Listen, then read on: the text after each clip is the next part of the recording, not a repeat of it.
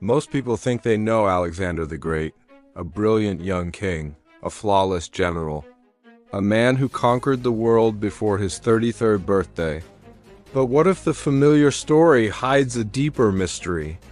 What if the real question isn't how he conquered an empire, but why his empire collapsed the moment he died? Tonight, we explore the ambition, the strategy, and the unraveling of the most legendary conqueror in history. Before Alexander, the world trembled under Persia, the superpower of the age. Persia wasn't just a kingdom. It was a vast network of wealth, gold, roads, and armies stretching across continents. Meanwhile, Greece was divided among rival city-states, constantly fighting, united by language but separated by pride. And north of Greece was Macedon, a kingdom dismissed as rustic and backward, but appearances deceived the ancient world. Macedon was evolving, and fast. The reason was Philip II, Alexander's father. Philip created the military machine that would one day allow his son to sweep across the world. He reformed the army, lengthened the spear into the deadly sarissa, trained soldiers year-round, and poured gold from conquered mines into building a professional fighting force. He mastered diplomacy, marriages, alliances, and betrayal. By the time Philip died, he had united Greece under the Corinthian League and prepared a grand invasion of Persia. Then, at a wedding celebration, Philip was assassinated. Into the chaos stepped a 20-year-old prince, Alexander. His succession was far from secure. Rivals plotted, Greek cities revolted, and tribes along the borders tested the young king. But Alexander moved with shocking speed. He crushed rebellions, eliminated rivals, and destroyed Thebes as a warning to all who doubted him. Within months, Greece acknowledged him as supreme commander. The invasion of Persia, his father's dream, was now his mission. In 334 BCE, Alexander crossed into Asia with 40,000 men. The Persians expected this young king to fail quickly. They were wrong. At the river Granicus, Alexander attacked uphill across the water, a maneuver no general should attempt, and won decisively.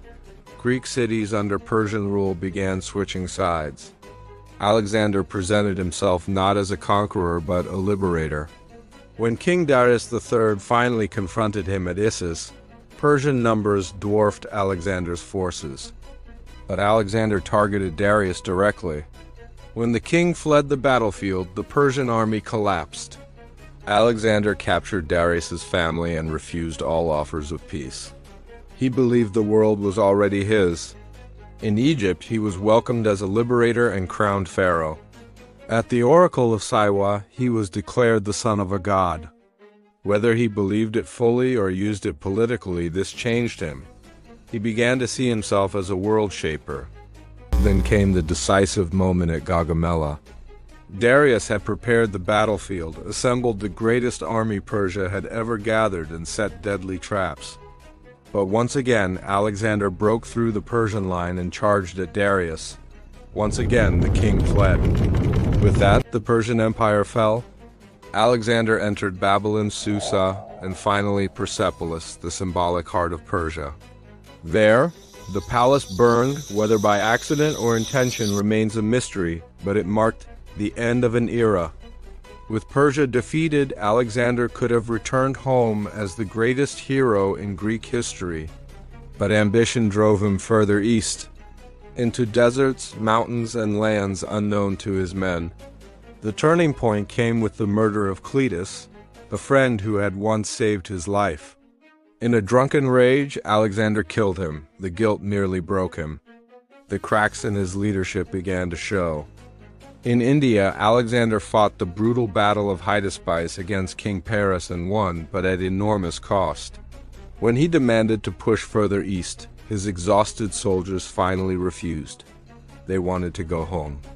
The conqueror, who never heard the word no, was forced to retreat. The journey back was devastating. The army crossed the Jedrosian Desert, where heat and thirst killed thousands. When Alexander returned to Babylon, he began planning new campaigns in Arabia, Carthage, perhaps even Rome. But before those plans could begin, he fell ill with fever. Within days, he was unable to speak. At age 32, the conqueror of the ancient world died.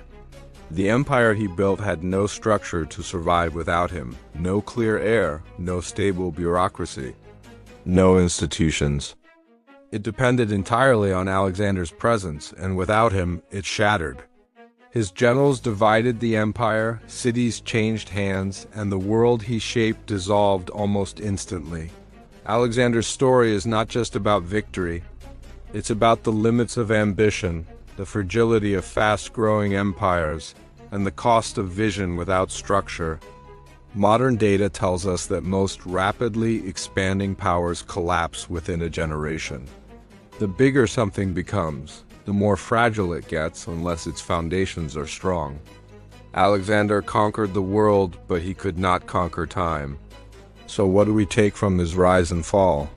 First, scale means nothing without structure. Second, even the greatest leaders can be undone by their own ambition. And third, legacy depends not on what you build, but on what endures when you are gone. The story of Alexander asks a haunting question: is greatness measured by conquest, or by what remains after the conqueror disappears? If you want more stories of rise and fall, of leaders who shaped the world and the patterns history repeats, subscribe and join us for the next journey. History never repeats exactly, but its echoes are always waiting.